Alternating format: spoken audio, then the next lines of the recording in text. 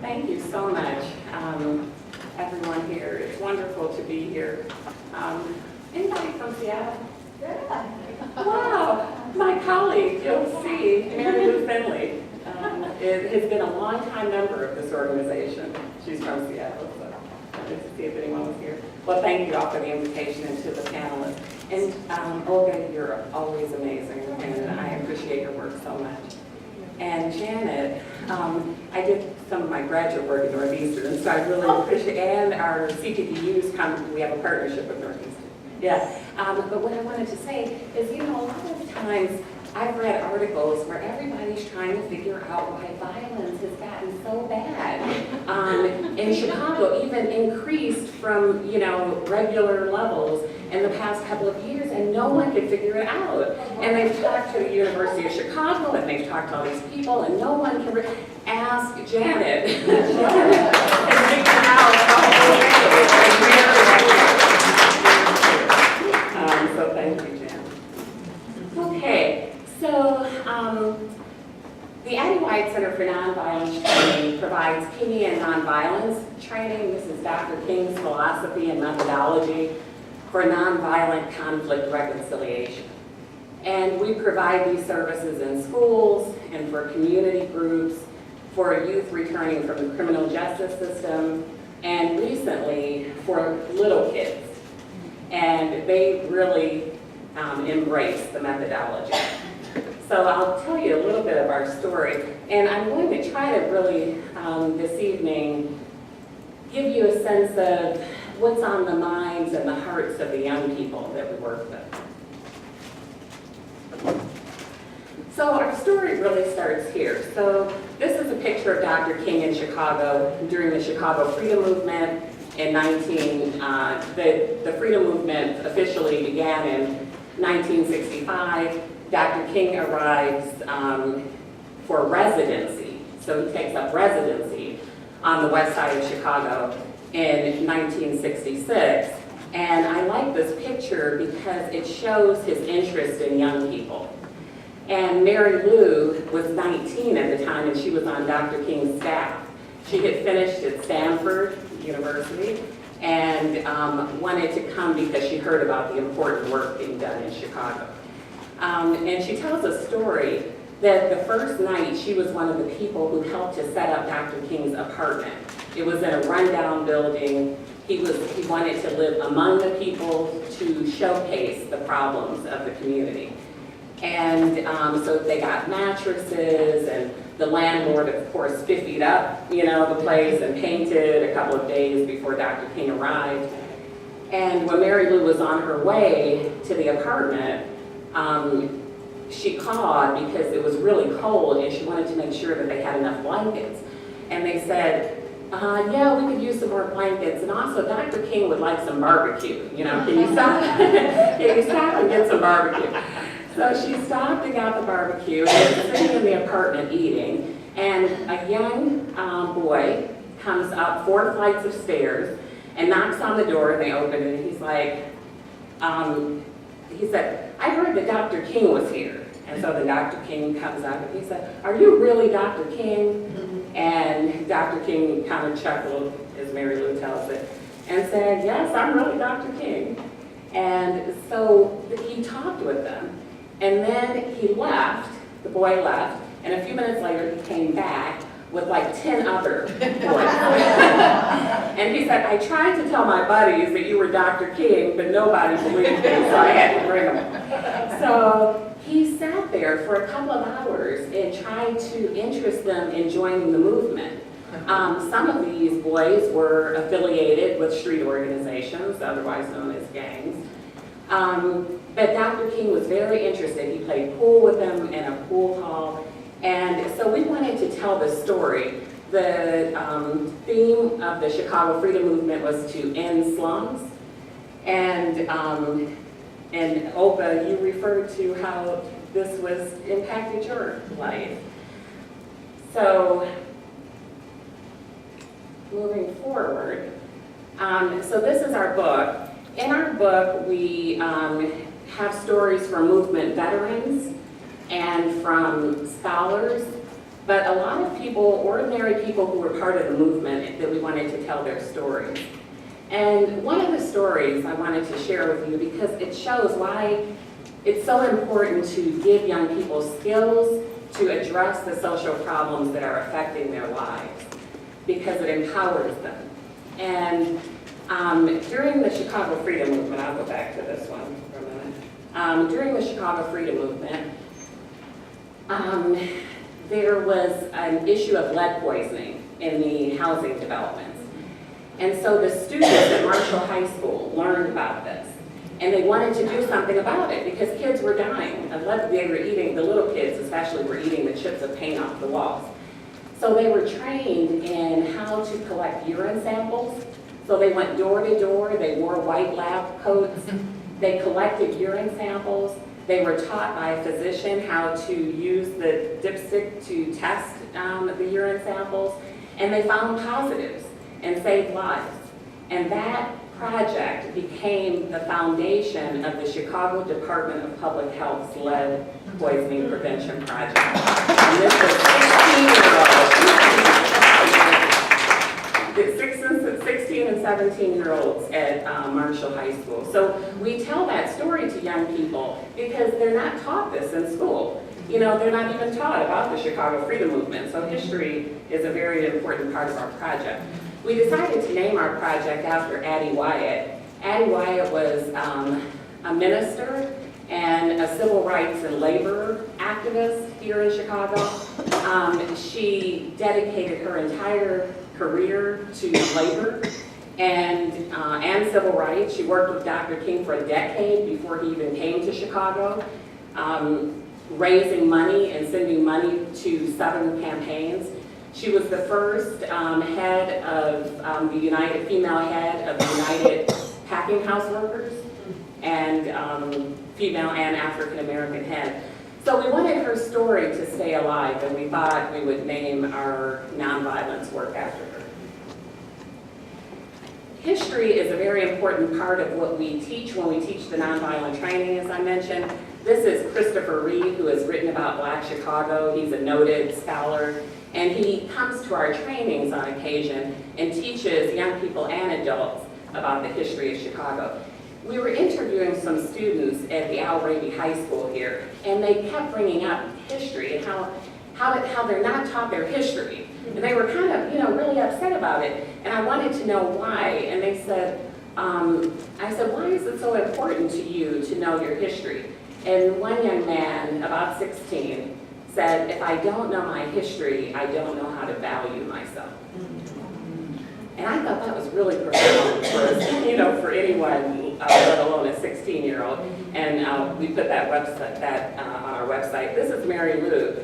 This is some of the young kids that we're working with now, and she was here telling them about Dr. King in Chicago.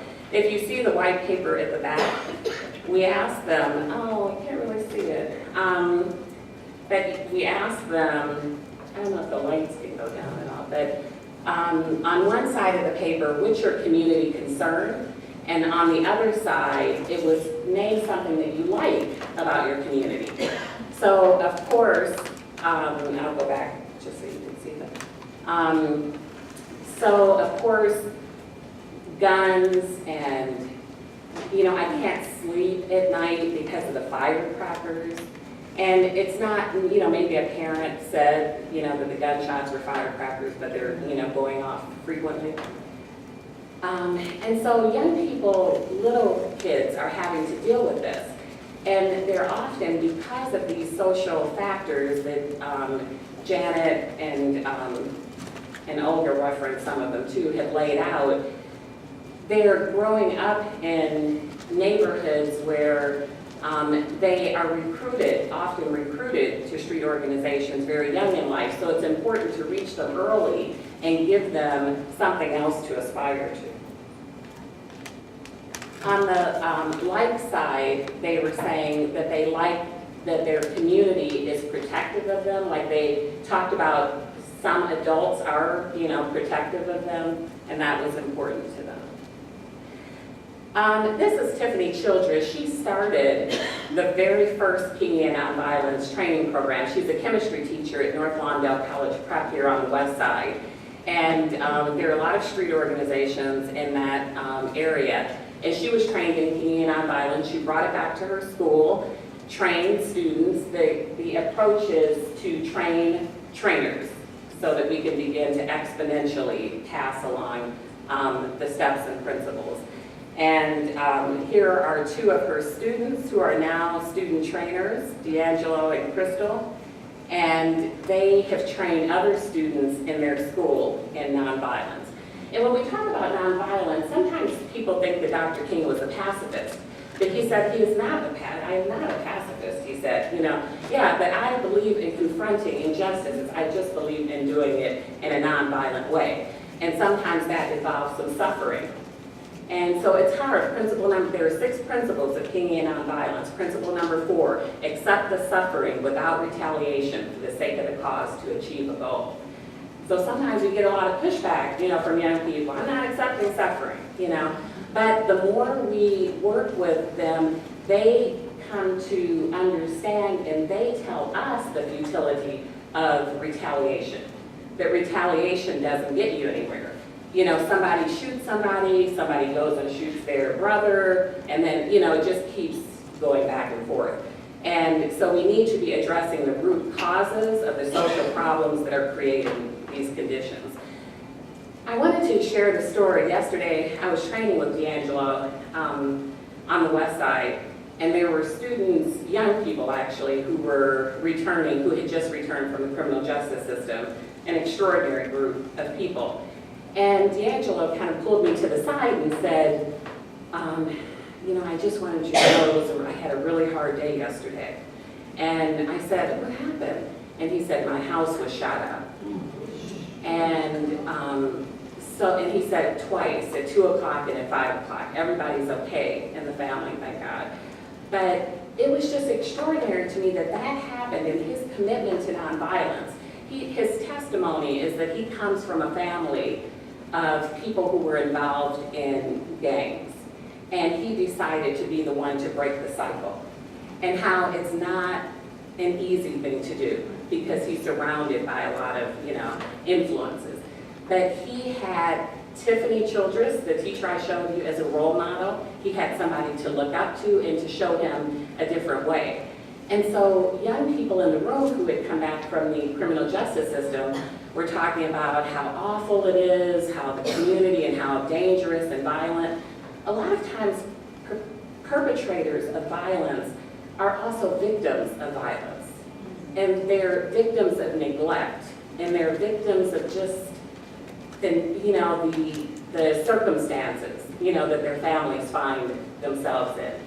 So principle number 3 is that we don't want to demonize our opponents because we don't know what they have themselves been through.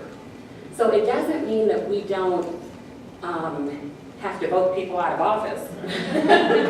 Definitely doesn't mean that. But it's just a matter of how we do it. But it's being open to trying to understand that sometimes there's a story behind what we see, and that it's important to really understand the story. So in this circle, we were sitting kind of in a circle, and the young men were talking about all the violence and how they wanted to leave Chicago. They just wanted to be in another place. And D'Angelo spoke at the end. This after his house was filled with, gunfire. And he said, I just want to say that if I had children today, I would want to live in my community. I want to be here. I want to create peace in my community. And I want to work with other people to do that, and I believe that it can be done. It was kind of an extraordinary, statement.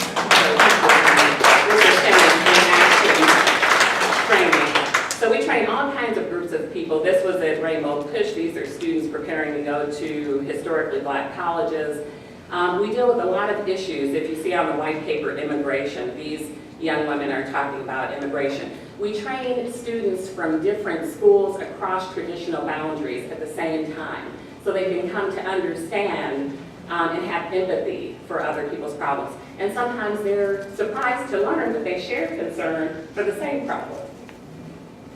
I like this picture because this young man was challenging us on principle. You know, people are really engaged, and we encourage people to, you know, to ask questions and to probe and to, so sometimes at the beginning they'll say, so you're telling us tonight, and we say, no, we're not, you know, telling you, you know, we're, you know, exposing you to a set of principles for you to consider yourself.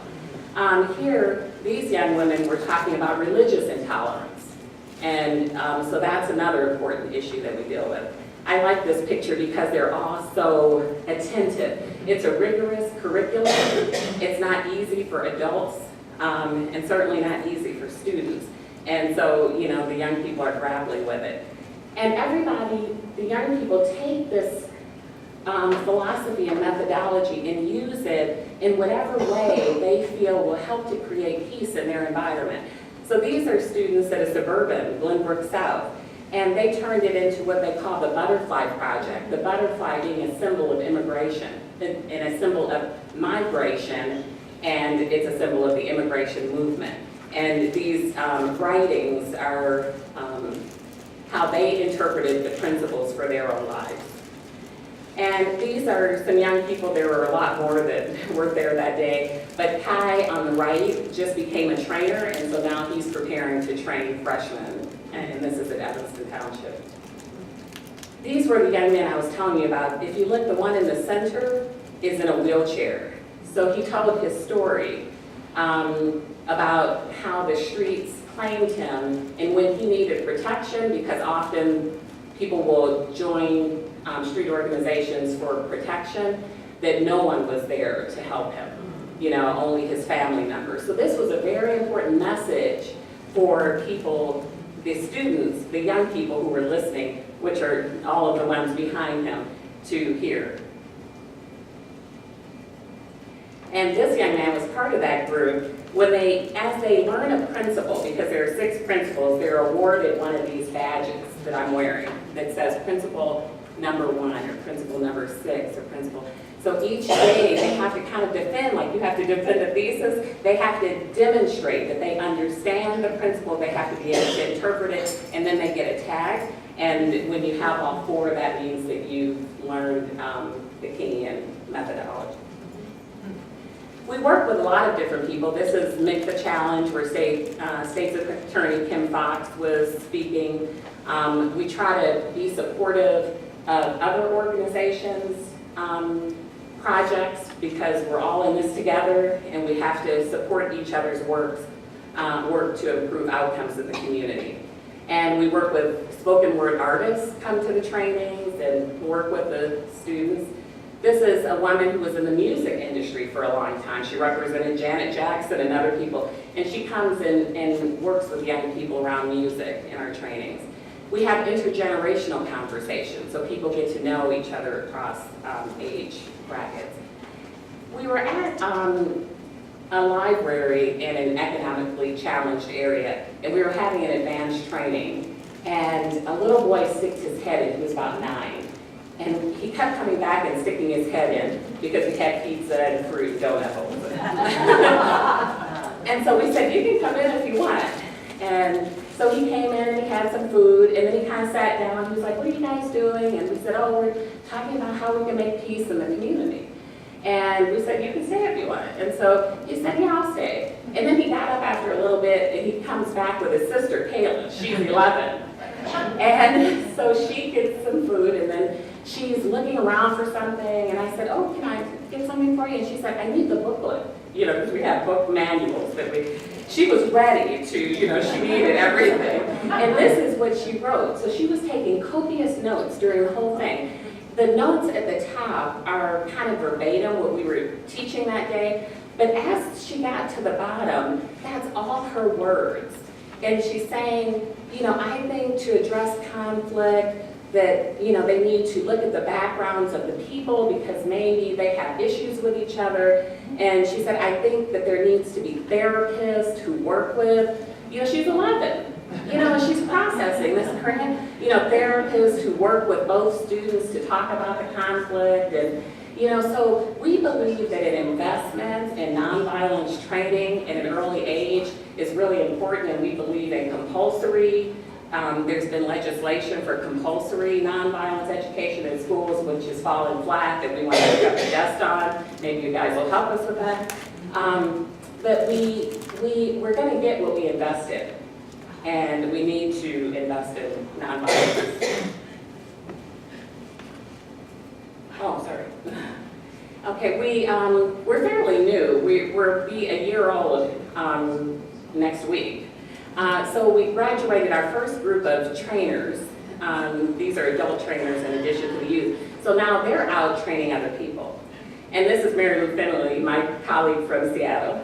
And she's holding up a newspaper article after the presidential election that was really talking about, this was kind of a pushback, talking about how we need to maintain hope in the struggle. And lastly, the kindergartners. There's an elementary curriculum for King Ann Nonviolence, and there is a teacher in Rhode Island who runs her whole classroom on King Ann Nonviolence. And I've talked to a couple of classrooms, and I was really happy when Owen's, a 4-year-old's father that I know, he's actually co-editor of the book, he emailed and said, I just wanted you to know when I tucked Owen in tonight, he said, Dad, my favorite principle is principle number 3, attack the problems, not the people.